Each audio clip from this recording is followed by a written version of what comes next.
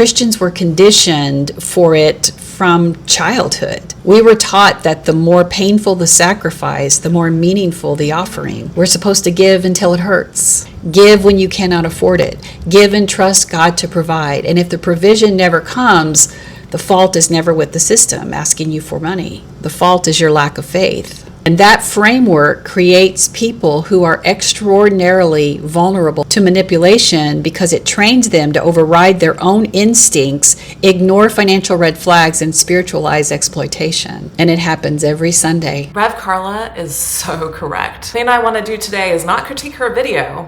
I'm going to respond to it in a different way so that I can expand it and show you that it's not just people in the church that are vulnerable to this grift, to this con. They are vulnerable because of patriarchy.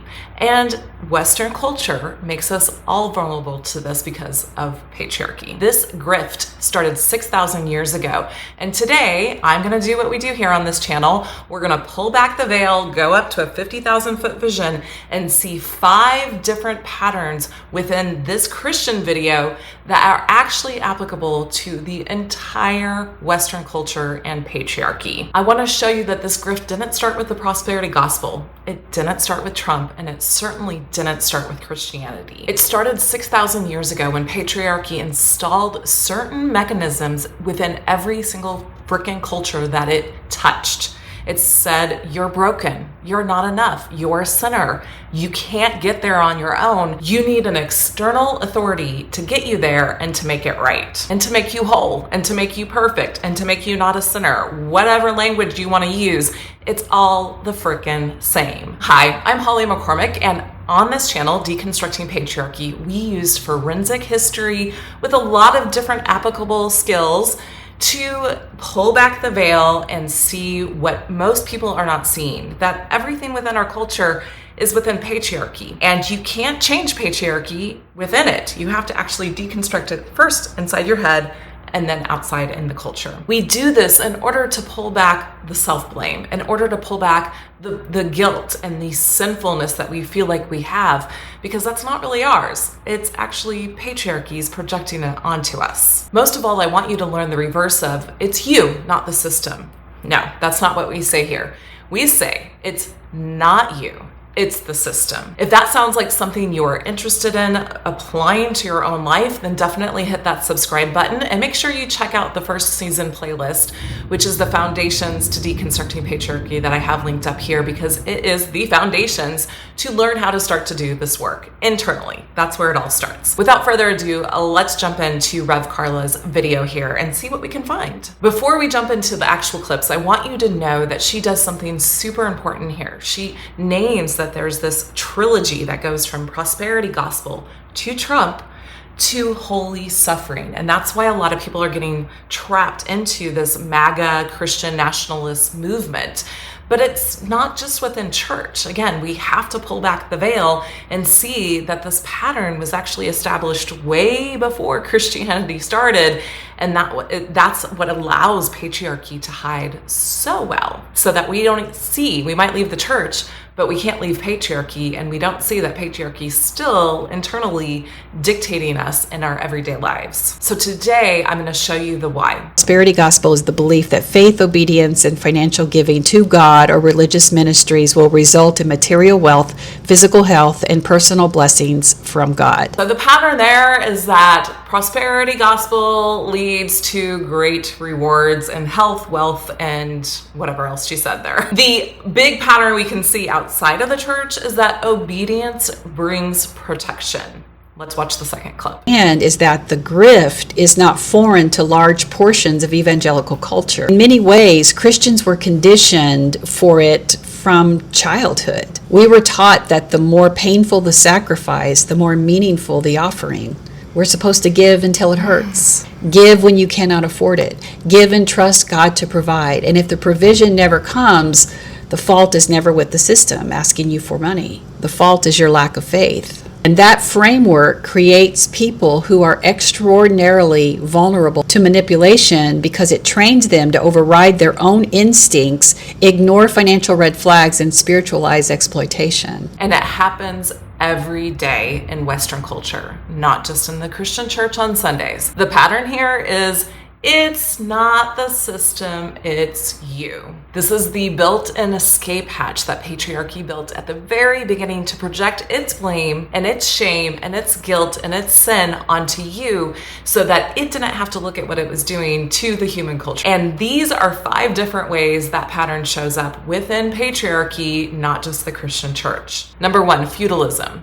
Little peasant person works the land day and night to give it to their lord, to give it to their king, so that they have the protection of the king. The serf didn't own the land, their labor, or anything that came from their labor, the harvest, right? It all went to the higher ups. And in exchange, they were supposed to get protection. And if they didn't get protection, it's because they didn't work hard enough, or they weren't obedient enough, or they didn't have the money to pay taxes. So, oh, sorry, you're left out in the cold because you couldn't afford to pay your taxes because we keep raising the taxes, yada, yada, yada, right? So that is the pattern. The escape hatch for feudalism is, you didn't get the protection because you didn't pay your taxes and you weren't loyal enough. Feudalism, number 1. Number 2, capitalism. So we moved from feudalism to capitalism. And oh my God, capitalism's gonna save the world. And oh my God, Christians freaking love capitalism. It is just another version of the same thing. This is how patriarchy hides. As soon as the grift is done with one of these things, it moves on to the next thing and the next thing and the next thing. But it's all still patriarchy. And people go after that thing, not realizing that the deep roots of patriarchy are still attached to it. You gotta work hard, obey the market. And if you do so, you're gonna receive your wealth, have a big bucket at retirement, and you'll be just fine. If you save and invest and diversify, you're going to have enough retirement. Oh my God. I'm going into personal finance, y'all, and that is one of the biggest grifts of our modern capitalistic world. We'll talk more about that later. The escape hatch for capitalism, meaning they're putting the blame on you, is if you're broke, it's your fault for not hustling enough, working hard enough, or making stupid decisions. Number 3, marriage for a woman. Actually, it could go both ways. I don't have this in my notes, but let's go both ways. Marriage for a woman is that if she gets married to this man, he will financially provide for her and he will protect her. From whom? I mean, in this day and age, we've talked about this enough. There aren't bears and lions and tigers and oh my coming after women. It's actually the men we need protection from, oftentimes at home. But regardless of that, you aren't the perfect wife if you aren't submitting to your wife. And this is not even inside the church. This is, within the last 50, 60 years of modern world, women didn't have rights. They had to submit to their husbands, to get a checking account, to be able to have a credit card, to be able to have any lines of credit. They didn't have the option to do those things without being attached to some form of man or their husband. On the flip side, men are given the birthright of a woman to have sex with, to provide children for him, and to do all of the physical and emotional labor of the household. That is what the 40-hour-a-week job is based off of, is having the right to a woman to do all that other unpaid labor and the sex labor to provide for him. And if you're not the right type of person, you're not the right type of wife, or you're not the right type of husband, then those things get stripped away from you under the paradigm of patriarchy. The escape hatch for this marriage one, if you failed, it's because you weren't either submissive enough or a good enough protector and provider. Number 4, this is a big one. Gotta take a breath. Colonialism, a word that's making a huge comeback in this day and age. Indigenous people were promised that if they allowed the colonizing people to come in, take over their culture, their spirituality, their children,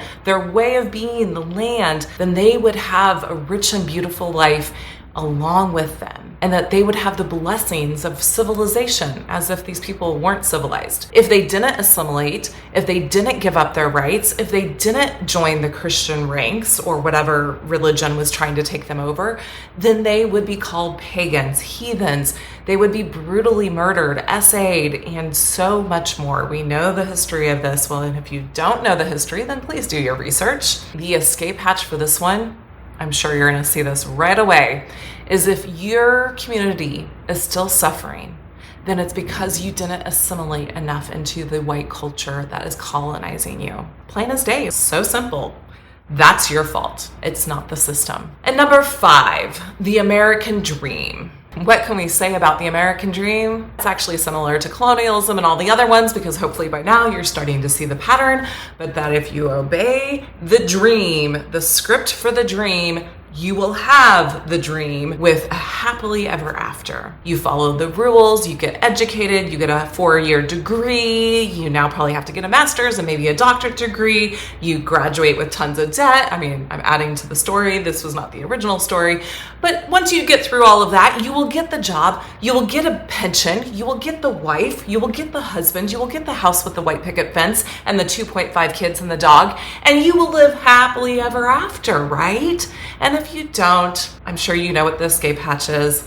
It's all your fault. You didn't work hard enough. You didn't make the right choices. These are 5 different systems that we've talked about that have just progressed from one to the other. We went from feudalism to capitalism, from colonialism to the American dream. Marriage is mixed in with all of these, but they're all the same. It's the same patriarchal BS behind every single costume. And here's what I need you to understand. Patriarchy didn't create the escape hatch of blaming you and keeping the eyes on all of the individuals instead of the actual system. It didn't do that by accident. It actually created this because it knew in the beginning, I don't know if it actually knew, but let's pretend it did, that it was going to let it off scot-free.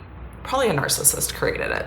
It literally created a way that it could blame you before you even began to have the chance to fail. Because a system that can always point the finger at you, your faith, your hustle, your submission, your assimilation, your choices, it's a system that can quietly disappear into the background, never to be seen, and yet create tons of fucking chaos for us. And that's patriarchy's operating system. And it's been running for 6,000 years behind the scenes without being visible.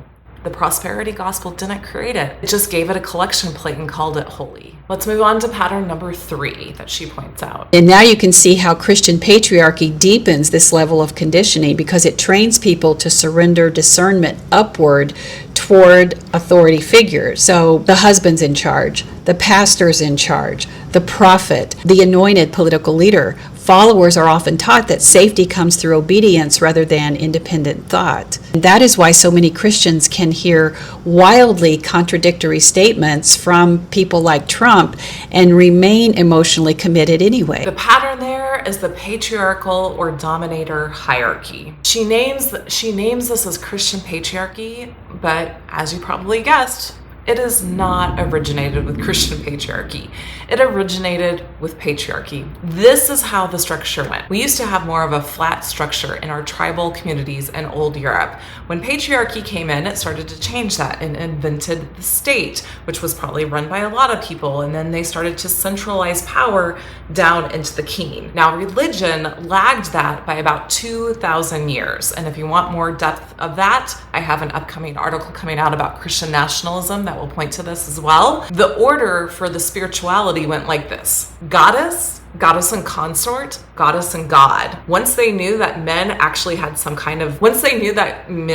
some part in fertility, they added them in naturally. But when patriarchy came in, that started to reverse. Instead of goddess and god, it went god and goddess, down to goddess and consorts, down to god. Not stopping there, it actually made it illegal with punishment to worship any type of consort or goddess of the one and almighty God. That is the actual hierarchical structure that lays beneath patriarchy and allows it to show up within the church. Let's move on to number 4. Many Christians are going viral right now in videos as they proudly state that they are not worried about wars or if the end of the world is near, even if it ends with massive suffering. These are the Christians who were raised to believe that enduring hardship quietly is spiritually noble because the real reward comes later, in heaven, at the return of Jesus, in eternity. That theology erodes compassion. This one's a big one. Magical thinking. That's the pattern. Magical thinking, if you don't know, is this actual psychological concept that if you just have the right belief, the right mantra, the right ritual, and you do it correctly and completely according to the gurus or the pastors or whoever, then you are rewarded. The universe has to reward you. It's actually like a law of the universe, this magical thinking is, that they will reward you, whoever they are, in that thing that is promised. And it's the glue, it's the web that makes all of these other patterns actually work. If patriarchy didn't get us to believe that the here and now is the only thing we have, if it didn't get us to believe in the afterlife and in twin flames, in the prosperity of just something out of our reach that we can attain, but yet it's never attainable, then it wouldn't be able to implement these other cons. The grift wouldn't work. Magical thinking is at the center. It's the glue. It's what brings all of this together. And we have to be aware of that. It doesn't matter what tool it is. It's just that you have to use that tool, that ritual, in the correct way, whatever way that is, to get that great reward, to get that happily ever after. Whether it's endurance at all costs, work yourself into the bone, hustle, hustle, hustle, be a boss babe, manifesting, law of attraction, positivity and gratefulness, starvation, because we know being skinny is healthy. If the reward doesn't come in this system with the magical thinking in place, then suffering is always your fault. It is always you and never the system. If you want to go deeper with this concept of magical thinking, I have a post over on my Substack, I'll link it below, where I talk about this and talk about how I was the biggest person that believed in magical thinking, and I had such a hard time letting it go. I didn't just leave the church and stop the magical thinking, because back when I was going through all of this, there wasn't the term deconstructing. Nobody was doing it publicly, or at least I didn't hear of it. This was about 2011, 2012. So I took that magical thinking that was embedded in me, because patriarchy, Western culture, embeds that in us, right into the self-help world, and I fell prey time and time and time fucking immortal. And I lost thousands of dollars because of that magical thinking. So that's what that latest post is about. I'll have the link below if you want to read more. Let's jump into the last pattern, number 5. This is why deconstructing matters. I'll say it again, deconstructing is not simply leaving church. It is learning how to recognize the manipulative tactics that shaped your understanding of authority, your relationship with money, with compassion, with suffering, with obedience, and what exactly is truth. It's relearning discernment after years of being taught that questioning powerful people made you dangerous or faithless. It is reclaiming the ability to say something about this feels exploitative without immediately feeling guilty for thinking it. And it is also why we must understand how powerful this indoctrination is, not only to ensure that we are not still being influenced by its ways that we may not be aware of, but because of the level of cognitive dissonance this indoctrination causes in those who believe that we should rejoice that humanity is now suffering. I mentioned that pattern a little bit before in point number 4, but this is the pattern: partial deconstruction or no deconstruction. I didn't know that I needed to deconstruct my Christian beliefs that I'd only had for 16 years. I was not an evangelical until about 19, but I needed to deconstruct those beliefs. And this is where I think I do have a little bit of critique around the Christian deconstruction movement, because it's not going up to the 50,000 foot vision. So it is all, in my book, partial deconstruction.